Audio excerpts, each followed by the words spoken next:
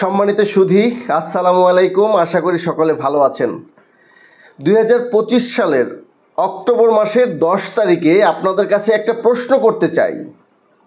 দেশের চলমান পরিস্থিতি এবং দেশের বর্তমানে যে রাজনৈতিক অবস্থা, এই রাজনৈতিক অবস্থায় যদি একটি নির্বাচন হয় তাহলে ভোটের পরিসংখ্যানে এবং বৃহৎ দল হিসেবে নিশ্চিত বিএনপি সরকার গঠন করবে।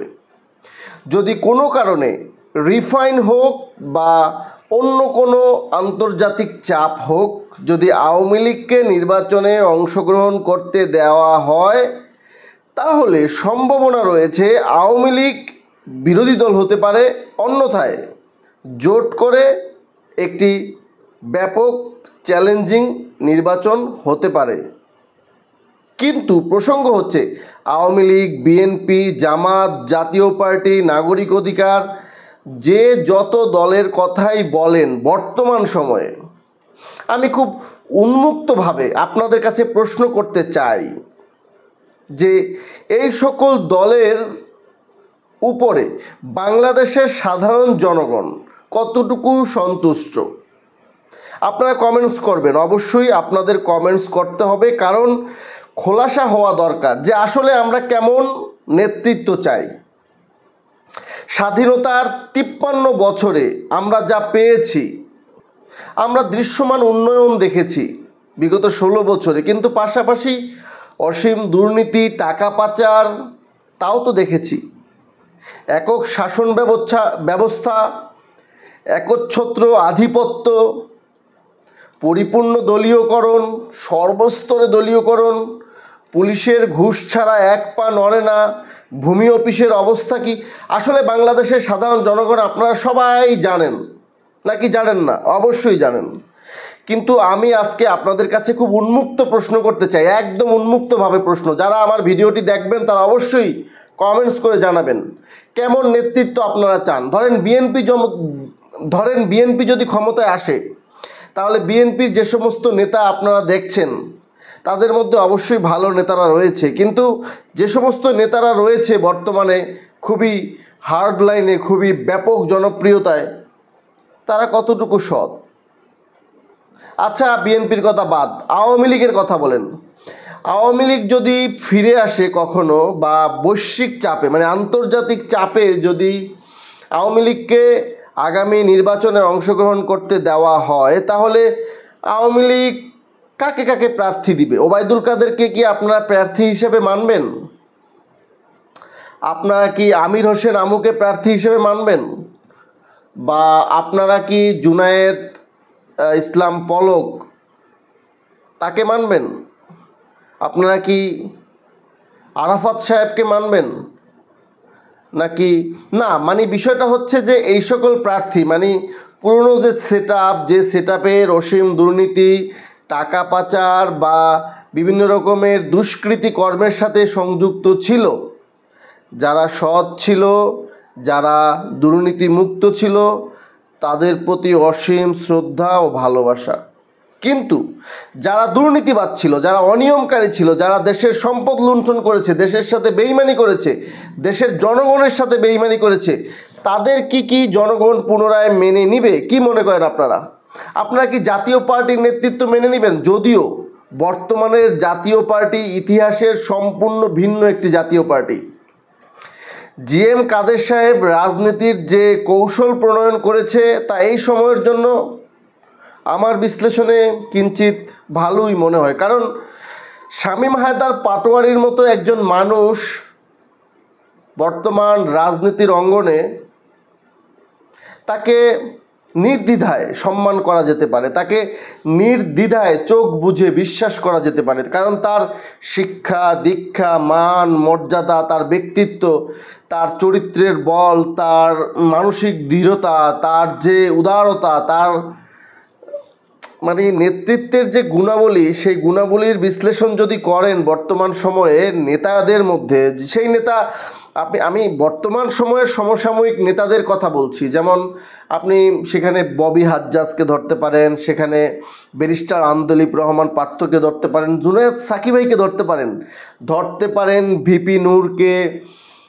বিএনপির বিএনপির নেতাদের কথা না হয় বাদই দিলাম, আওয়ামী লীগের কথা না হয় বাদই দিলাম, জাতীয় পার্টির এই যে নেতা শামীম হায়দার পাটোয়ারি এই অন্যান্য সকল নেতাদের চাইতে চরিত্রের বল, সততা, ধীরতা, সত্যবাদিতা, শিক্ষাগত যোগ্যতা বা শিক্ষাগত যোগ্যতা তো ব্যারিস্টার আন্দোলিব রহমানের পাঠ্য রয়েছে। বিষয় হচ্ছে যে একটা চরিত্রের বল, যে একটা মানসিক দৃঢ়তা, যে একটা সততা, যে একটা স্বচ্ছতা, যে একটা কি বলবো, মানে নেতৃত্বের তো অনেক গুণাবলী থাকে। সেই গুণাবলীর বিশ্লেষণ করলে শামীম হায়দার পাটোয়ারিকে কোনো অংশেই এই মুহূর্তে কম মনে হয় না। যাই হোক, জাতীয় পার্টি নিয়ে তো আর আমার মাথা ব্যথা করার কোনো কারণ নাই। বিষয় হচ্ছে যে এই যে তরুণ নেতৃত্ব, এই যে এনসিপির নাহিদ, সার্জিস, হাসনাত, শামীম হায়দার পাটোয়ারি, এই যে জারা আপা, এই যে হান্নান মাসুদ, আর নাম বলে লাভ কি, মানে এই যে সমসাময়িক যে নেতৃত্ব, বিএনপি বাদে, বিএনপি হলো গিয়ে সবচেয়ে বড় দল, তাদের সাংগঠনিক শক্তি অনেক বেশি, তাদের পেশি শক্তি অনেক বেশি, সুতরাং নির্বাচনের মাঠ জয় করার ক্ষমতা রয়েছে, মানুষের ভোট জয় করার ক্ষমতা রয়েছে। অবশ্য চাঁদাবাজি করারও অনেক খবর আমরা পাই, জমিজমা দখলের খবরও পাই, অনেক কিছুই পাই। এগুলো বিএনপিও যেমন করেছে, আওয়ামী লীগও করেছে, জাতীয় পার্টি ছোট দল হিসেবে কম করেছে, অন্য অন্য দল ছোট দল হিসেবে কম করে। তুলনামূলক বিশ্লেষণ করতে গেলে সে তুলনায় জামাতের সহিংসতা, জামাতের দুর্বৃত্তায়ন, চাঁদাবাজি, লুটতরাজ, তার হিসাবের পরিসংখ্যানে আমি মনে করি কিছুটা হলেও কম। যদিও ৭১-এর বিষয়টা নিয়ে তাদের সাথে একটা দ্বিমত রয়েছে। আর ইসলামিক রাজনীতিতে তো বাংলাদেশের মানুষ অনেক, এই প্রগতিশীল মানুষরা এটাকে অ্যালার্জি মনে করে। আবার জামাতের কিছু কট্টরপন্থী নেতাও রয়েছে। যেহেতু জামাতের এক নেতাকে নিয়ে ব্যাপক বিতর্ক, তিনি রোজার সাথে পূজার একটা কানেকশন করিয়ে বাংলাদেশের আবেগপ্রবণ ইসলামিক মানুষদেরকে, মানে ধর্মপ্রাণ মানুষদেরকে হালকা কষ্টও দিয়েছে। তার মধ্যে এক ওয়াজি, কি নাম মনে করতে পারতেছি না, তার নাম হচ্ছে এই যে রেশমিকা মান্দানাকে নিয়ে যে খুব ভাইরাল হয়েছিল, ওই ভদ্রলোকের কি নাম যেন ভাই, আপনার মনে আছে কি নাম? এই যে দাঁড়িয়েলা কেমন কেমন করে কথা বলে, খুব সুন্দর করে কথা বলে। সেই ভদ্রলোক আবার নবীর করিম সাল্লাল্লাহু আলাইহি সাল্লামকে বলল সাংবাদিক, মানে লেখাপড়া নাই, এই সমস্ত গণ্ডমূর্খ কোত্থেকে গর্দব মর্দব তুলে নিয়ে আইসা টুপি একটা পরাই দিয়ে কইরা এই সমস্ত ভদ্রলোকদের দিয়ে জামাত কিছুটা এখন বিতর্কিত। তাছাড়া সার্বিকভাবে বিশ্লেষণ করলে আদব কায়দা, নম্রতা, ভদ্রতা, শিষ্টাচারের দিক দিয়ে জামাতের অনেক নেতাকে আমি খুব বেশি পছন্দ করি। হোয়াট এভার, আমার পছন্দ না অপছন্দে কী আসে যায়। কিন্তু বিষয় হচ্ছে বাংলাদেশের জনগণ আগামীর বাংলাদেশ নির্মাণের জন্য, সুস্থ ধারার বাংলাদেশ নির্মাণের জন্য, নাগরিক অধিকার নিশ্চিত করার জন্য, বাংলাদেশের স্বাধীনতা সার্বভৌমত্বকে নিশ্চিত করার জন্য, বাংলাদেশের ভূখণ্ডকে নিশ্চিত করার জন্য, সুরক্ষিত করার জন্য, বাংলাদেশকে একটি দুর্নীতিমুক্ত বাংলাদেশ গড়ার জন্য, সম অধিকারের বাংলাদেশ গড়ার জন্য যে নেতৃত্ব দরকার, সেই নেতৃত্ব কোথায়? বাংলাদেশের জনগণের কাছে প্রশ্ন করতে চাই, কে আছে সেই নেতৃত্ব? নির্মোহভাবে তাকে ভোট দিবেন, নির্মোহভাবে। কারণ এই দেশকে রক্ষা করতে হবে, এ দেশকে রক্ষার দায়িত্ব আপনার আমার সকলের। যদি এখন আরাকান বিদ্রোহ, মায়ানমারের আরাকান বিদ্রোহ নিয়ে যদি আমেরিকা নাক গলায় বাংলাদেশকে যদি এইখানে ঘাঁটি করে, তাহলে কিন্তু আমরা মায়ানমারের সাথে আরাকান সংগ্রামে, আরাকানের এই যুদ্ধের সাথে আমরা কিন্তু জড়িয়ে যাব। সেক্ষেত্রে বাংলাদেশের স্বাধীনতা সার্বভৌমত্ব হুমকির মুখে পড়বে।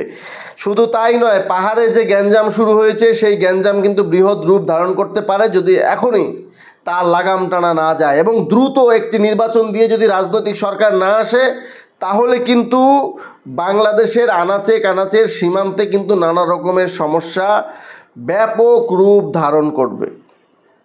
আমেরিকা বৃহৎ শক্তি, তাদের সাথে পাড়ার ধারে কাছেও আমরা নাই। আমাদের তো আকাশ প্রতিরক্ষাই নেই।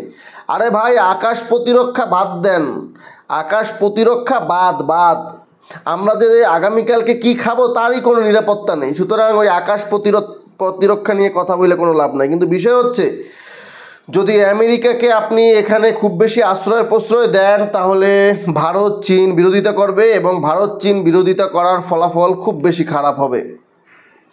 যদি এখন আপনারা এশিয়ায় মনে করেন যে আমেরিকা বাবাগিরি করবে, দাদাগিরি করবে, সেটা ভারত চীন মেনে নেবে, সেখানে বড় বড় রাজনীতিবিদরা রয়েছেন যাদের এত বড় বড় মাথা, তারা বিশ্লেষণ করবে। কিন্তু বিষয় হচ্ছে, আমি বলে দিচ্ছি আমার ক্ষুদ্র জ্ঞান থেকে, কূটনৈতিক ব্যবস্থাপনায়, কূটকৌশলে বাংলাদেশ বারবার হোঁচট খাবে বাংলাদেশের অর্থনীতি, বাড়বে মুদ্রাস্ফীতি, হবে দুর্ভিক্ষ। এ সকল ঘটনা ঘটানোর সামর্থ্য চীনেরও রয়েছে, ভারতেরও রয়েছে, ভেরি ক্লিয়ার কাট। কিন্তু বিষয় হচ্ছে, বাংলাদেশের অস্তিত্বকে সমুন্নত রাখার জন্য, বাংলাদেশের মান মর্যাদাকে বিশ্বের দরবারে মাথা উঁচু করে দাঁড়ানোর জন্য, বাংলাদেশের স্বাধীনতার সার্বভৌমত্বকে সুরক্ষা করার জন্য, বাংলাদেশের প্রতিটি ইঞ্চি ইঞ্চি মাটিকে রক্ষা করার জন্য, বাংলাদেশের মানুষকে নিরাপত্তা দেওয়ার জন্য, বাংলাদেশের মানুষের অভাব দুর্যোগ অভিযোগ দূর করার জন্য, বাংলাদেশের মানুষের নাগরিক অধিকার নিশ্চিত করার জন্য যে যোগ্য নেতৃত্বের দরকার, কে সেই যোগ্য নেতৃত্ব? প্রশ্ন তুলতে হবে। কোনো চাঁদাবাজ ধান্দাবাজ সুবিধাবাদীকে আমরা ভোট দিব না। Clear cut message, clear cut. যে সন্ত্রাস চাঁদাবাজ সাদা পায়জামা পাঞ্জাবি পরে সুন্দর করে আতর গোলাপ লাগিয়ে আপনারা ভোট চাইতে আসবেন, ভোট পাবেন, টাকা পাচার করবেন, দুর্নীতি অনিয়ম করবেন, আওয়ামী লীগের মতো টাকা পাচার করবেন, সুইচ ব্যাংক ভরে ফেলবেন, এই এক বছরে বাংলাদেশ থেকে ব্যাপক পরিমাণ টাকা পাচার হয়েছে এই তরুণ নেতৃত্বের সময়। মাহফুজ আলম সাহেব বড় বড় কথা বলেন, নিজেকে ম্যাটিকুলাস ডিজাইনার ভাবেন, কি করলেন ভাই? দেশটার 12টা বাজিয়ে দিলেন। লম্বা লম্বা কথা বলে আমাদের হাসনাত আবদুল্লাহ ভাই, কি লাভ? লাভ তো হলো না ভাই। দুর্নীতিবাজদের সাথে তো আতাত করে ফেললেন। আপনাদের যে সহযোদ্ধারা, তারাই তো দুর্নীতিগ্রস্ত হয়ে গেল। এই যে আপনাদের আদরের ভাই, ক্রিয়া উপদেষ্টা, এলজিআরডি উপদেষ্টা, ভাই আপনারা কি করলেন ভাই? আপনারা তো জাহান্নামের চৌরাস্তায় নিজেরা যাবেন, দেশটাকেও নিয়ে গেলেন। এখন এই দেশে আবার নেপালের মতো একটি গণ অভ্যুত্থান দরকার, যেখানে দুর্নীতিবাজের বিরুদ্ধে অভ্যুত্থান হবে। এখন স্বৈরাচার মুক্ত হয়েছে বাংলাদেশ, এখন বাংলাদেশকে দুর্নীতিমুক্ত করতে হবে। প্রত্যেকটা দুর্নীতিবাজকে ধরে ধরে ময়লার টাঙ্কিতে ফেলাইতে হবে, সেখানে চুবাইয়া তাদেরকে জেল হাজতে নিতে হবে, এবং দুর্নীতির জন্য সর্বোচ্চ শাস্তি আইন করতে হবে, যাবজ্জীবন কারাদণ্ডের আইন করতে হবে। যে কোনো দুর্নীতিবাজ, তার দুর্নীতির প্রমাণ হলে তার যাবজ্জীবন কারাদণ্ড হবে, আইন ক্লিয়ার কাট। সেরকম একটা বাংলাদেশের জন্য সংগ্রাম করতে হবে, যুদ্ধ ঘোষণা করতে হবে, এবং আবার অভ্যুত্থান ঘটাতে হবে। যোগ্য নেতৃত্বে আসতে হবে, যারা চেয়ারে বসে ভাব নিবে না, টাকা কামাবে না।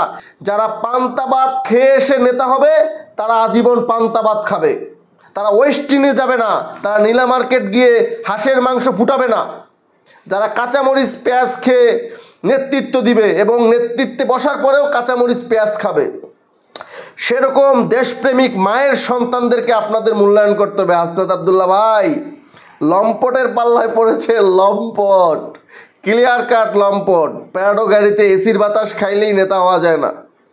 আর মেটিকুলাস ডিজাইন করে বিদেশের ফান্ডে, বিদেশ থেকে ডিপ স্টেটের ফান্ড নিয়ে, এনজিওদের ফান্ড নিয়ে, এনজিওদের সাথে আতাত করে একটা টোটাল নেটওয়ার্ক করে, পাকিস্তানের আইএসআইদের সাথে সংযুক্ত করে, আমেরিকার সিআইএ দিয়ে, আপনার ইন্ডিয়ার দিয়ে, এই সমস্ত দিয়ে দেশপ্রেমিক হওয়া যায় না। দেশপ্রেমিক হতে হলে এই দেশকে ধারণ করতে হয়, লালন করতে হয়। এ দেশের মানুষের দুঃখ বেদনাকে হৃদয়ে ধারণ করতে হয়। এদেশের মাটি ও মানুষকে নিজের ভাবতে হয়। ভাবতে পারছেন? দ্রব্যমূল্যের ঊর্ধ্বগতি কি জানেন? বাজারে যান, ফাও টাকায় পান আর ফাও টাকা খান। গরিব দুঃখীর অবস্থা কি জানেন? রিস্কাওয়ালাদের অবস্থা কি জানেন?